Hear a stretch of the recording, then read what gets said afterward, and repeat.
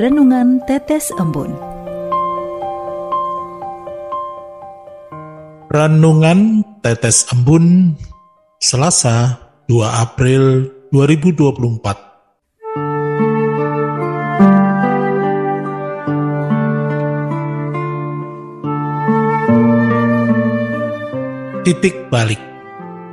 Kutipan dari Kisah Para Rasul bab 2 ayat 38.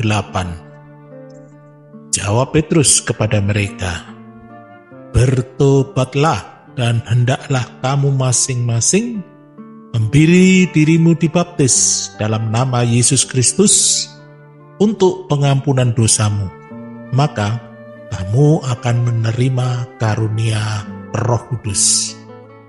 Sobat Katolikana, seiring perputaran jarum jam, waktu terus berjalan.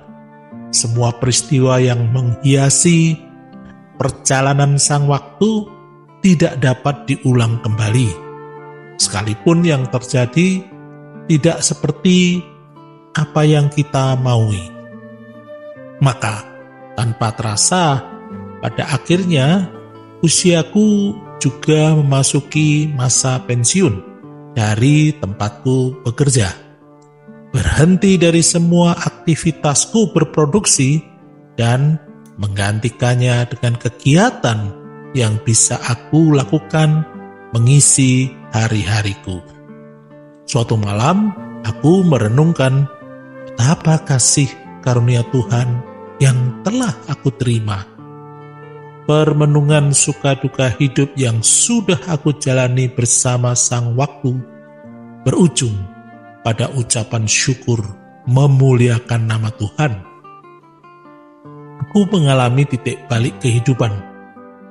Dari yang awalnya kehidupanku jauh dari Tuhan, kini berubah ada kerinduan mengenal Tuhan Yesus secara pribadi. Sebagai kisah yang lucu tapi nyata, maka dariku yang tidak habis pikir, mengapa itu aku jalani seperti itu? Sobat Katolikana, dari bacaan pertama hari ini, Kisah Para Rasul bab 2 ayat 38, Petrus merespon pertanyaan kaum Israel. Apa yang harus kami perbuat, saudara-saudara? Sebagaimana ditulis dalam bab 2 ayat 37. Kaum Israel merasa tersayat hatinya dan menyesal. Setelah tahu siapa Yesus yang sesungguhnya, yang sudah mati di kayu salib itu, mereka merasa telah berbuat dosa, tetapi tidak tahu harus berbuat apa. Pada akhirnya mereka mengikuti nasihat Petrus, memberi dirinya untuk dibaptis. Refleksi dari diriku setelah mengalami titik balik, aku seperti kaum Israel. Aku menyadari kehidupan di masa lalu telah jauh dari Tuhan, belum ada penghayatan siapakah Dia bagiku.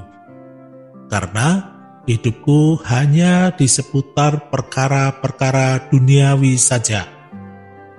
Namun, atas kelimpahan berkat-Nya kepadaku, aku sangat lupa mensyukuri dan tidak pula berterima kasih kepada-Nya. Maka, kini aku benar-benar merasa bersalah dan merasa berdosa. Di dalam situasi seperti inilah, aku merasakan adanya sentuhan pertolongan Tuhan dengan cara yang ajaib. Dia membangunkan semangatku untuk bergabung dengan komunitas baca kitab suci. Maka aku mulai mau membacanya secara teratur setiap hari.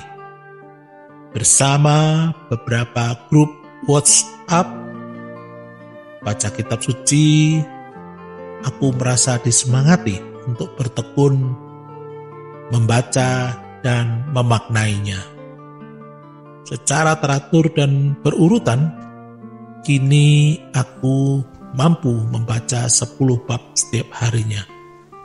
Maka, sepadan dengan kaum Israel yang menjalani pertobatan, mengikuti nasihat Petrus, kini Tuhan membimbing aku membaca dan belajar kitab suci supaya bisa mengenal Yesus dengan lebih intim.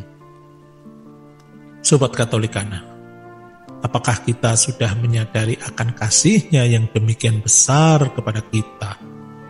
Sesungguhnya, Dia menantikan pertobatan kita, supaya tidak menjadi binasa oleh dosa, melainkan beroleh keselamatan kekal.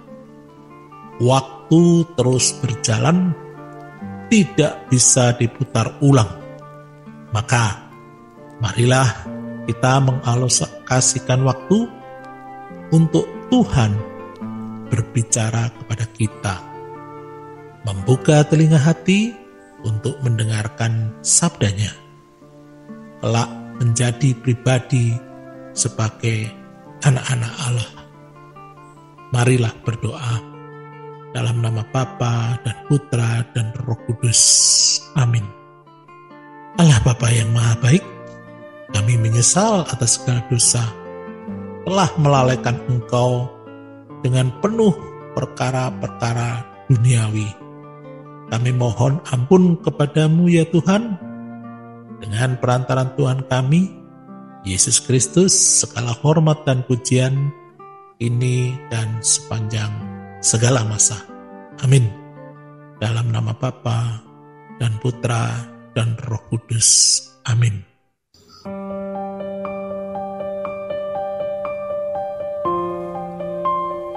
Demikian Anda telah mendengarkan Tetes Embun yang dipersembahkan oleh Radio Katolikana. Renungan Tetes Embun bisa Anda simak di Radio Katolikana, media sosial Radio Katolikana, dan YouTube Katolikana. Terima kasih dan sampai jumpa.